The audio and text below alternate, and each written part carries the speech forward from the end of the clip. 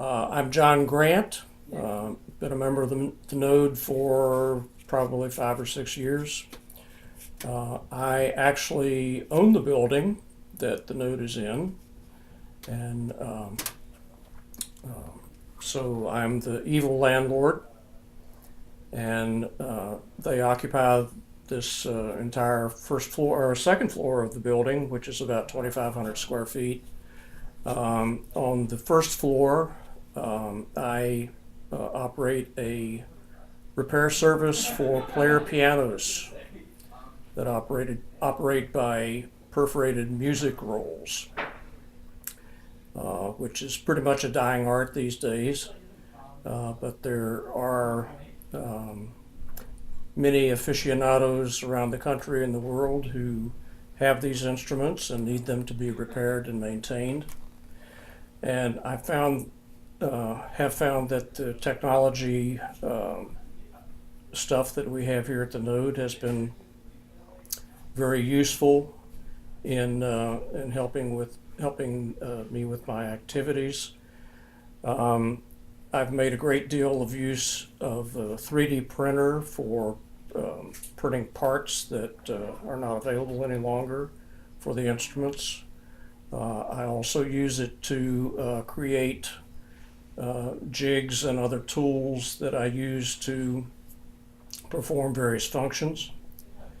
And as I said, it's been quite helpful. I help to maintain all the tools that we have here at the Node and help educate the members as to how to use them and keep them up. And would you recommend makerspace membership to other people in dying art professions like the player pianos and other? Well, absolutely, because in the older technology like this, the player pianos are basically pneumatically operated instruments. But there are parallels in clockmaking and similar activities like that the manufacturers just don't exist anymore. And if you need to make a part, then you have to or you need a part and it's not available, you have to make it yourself. So the maker spaces are quite adept at helping you do that. All right, and what would you say to anybody who finds some of these lost arts and skills interesting enough about joining a makerspace to learn from those who have experience in those, and if they were interested in expanding further into those territories? Well, as in most things, Google is your friend. So if you have an interest, and the more esoteric, maybe the better, go to Google, try to find an interest group that delves into that particular interest, and then find a YouTube channel or a YouTube group that can help you out to get into the interest, and go for it. Look in your own area for the closest makerspace, and you're liable to be will very likely find someone there who can help you with your particular interest. And is there anybody who wouldn't feel like a makerspace would be a place that would serve their interests? Is there anybody who's not a maker and doesn't belong here? Well, I can't think of anybody. One of the primary interests you need to have, I guess, is making something with your own hands. It's nice to be able to sit down at a computer and program something to do what you want it to do, but when it comes time for the rubber to meet the road and you have to construct something according to the plans that you've drawn up, nothing beats a space like this that has the tools, that has the materials, that can help you realize your thoughts and your plans. Is there space in a makerspace like this for a musician who makes music? Well, absolutely, and this actually ties into the player pianos because one of the projects I'm involved in is using electronic technology to help make sure that the music that is used with the pianos is preserved. The pianos themselves are fairly rugged.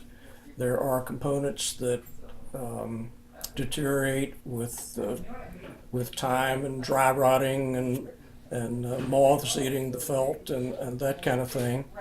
But as far as the perforated music rolls go, they are probably the weakest link in the system because they are just paper and frequently the manufacturers that created these things did not use the highest quality of paper to make the rolls because they never envisioned a day when if you tore a roll or the mechanism was maladjusted and damaged the roll, they never envisioned the day that you couldn't go down to the corner music store and pay 25 cents for a new roll.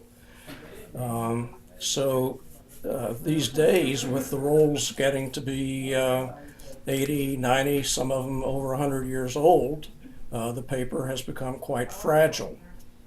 So one of the techniques that I and a number of entrepreneurs around the country and around the world are getting into is replacing the paper electronically.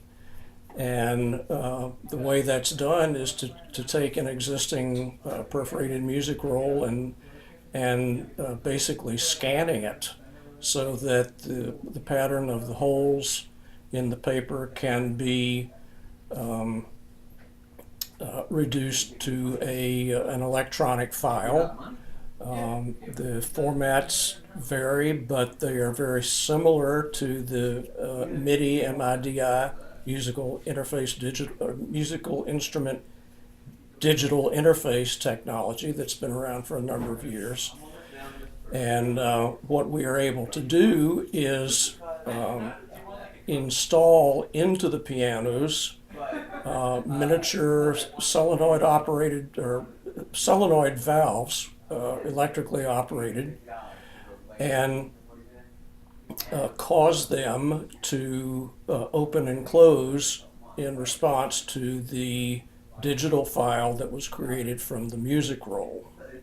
So this allows the intelligence that's on those rolls to be recreated in the piano without reference to the original paper roll.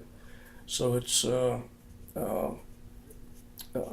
kind of a complicated process, but it works very well. It does require that the piano and its pneumatic mechanisms be restored as if it was going to continue to be operated by the paper roll, and in most cases it still can be. You have an either-or situation so that you can operate it with the paper roll or with the electronic interface. But you take the variable problem of the condition of the paper out of the equation, and it's not quite as much fun. You can't watch the paper going by, perhaps sing along with the words that are printed on the roll, but there's something to be said for being able to get all the way through the song without the paper tearing and causing a big problem. All right. Is there any chance you have anything of that you can show me in your shop? I don't have any operating instruments right now. I can show you one that I'm working on, That'll be good. Yeah. Okay. This is a grand piano made by the Mason Hamlin Company in approximately 1928, 1929. It has a pneumatically operated player system in it called the Ampico, AMPICO, which stands for American Piano Company, which is one of the companies back in the day that were making these mechanisms. It's a little bit of a jumble, as you can see, but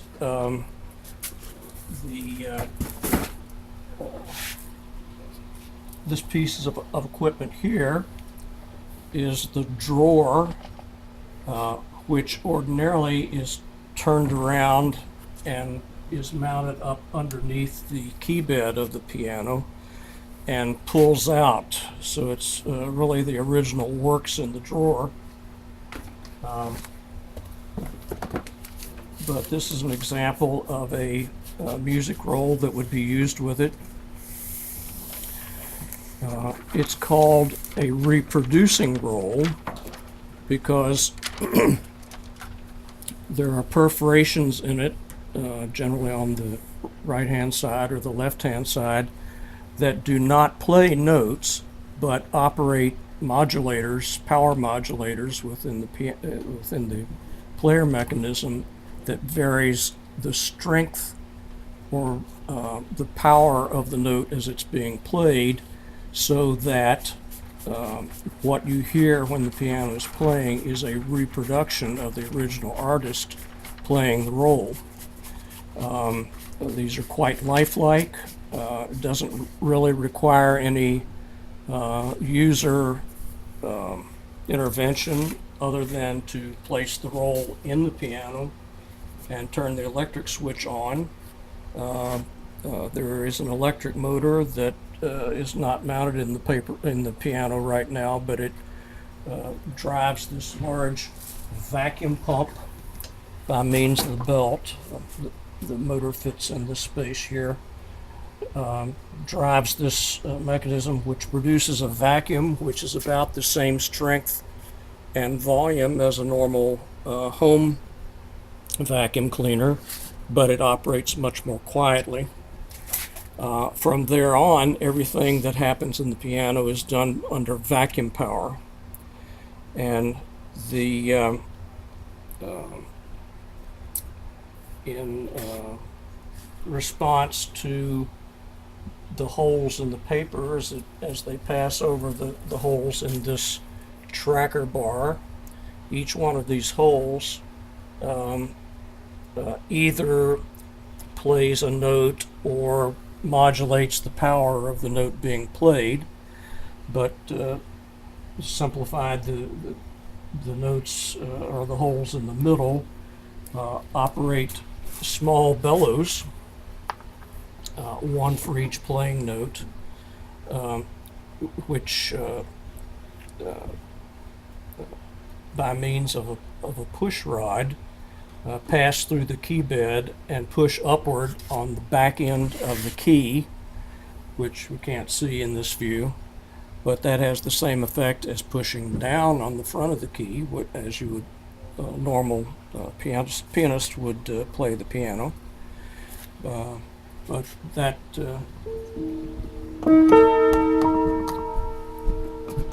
as those play, it doesn't work correctly when it's on its edge, of course, but as those play, they will play back with the same power as the original artist recorded it. And there are existing performances of famous artists of the day, Paderewski, Rachmaninoff, Gershwin, many times playing their own compositions, and properly adjusted and operating, it's possible to identify the individual artist that recorded the roll by just the sound that you hear from the piano. That's cool.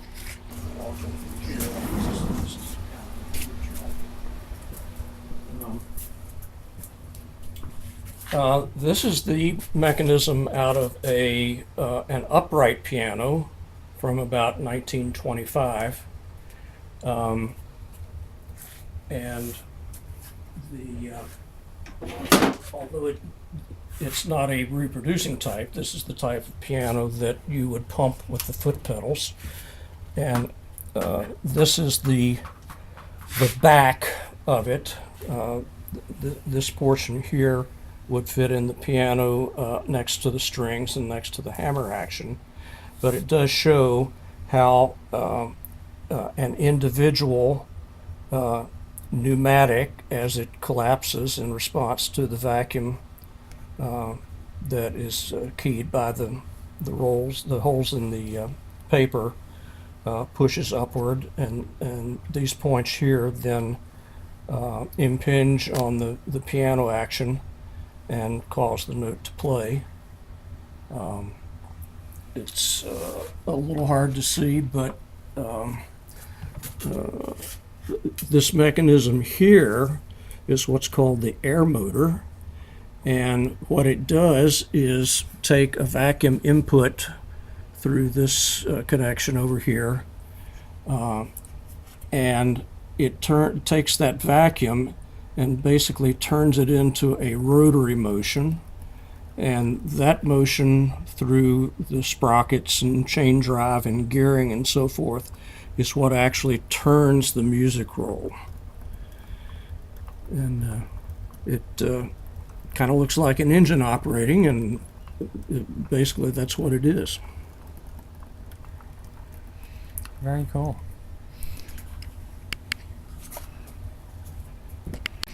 All right, thank you.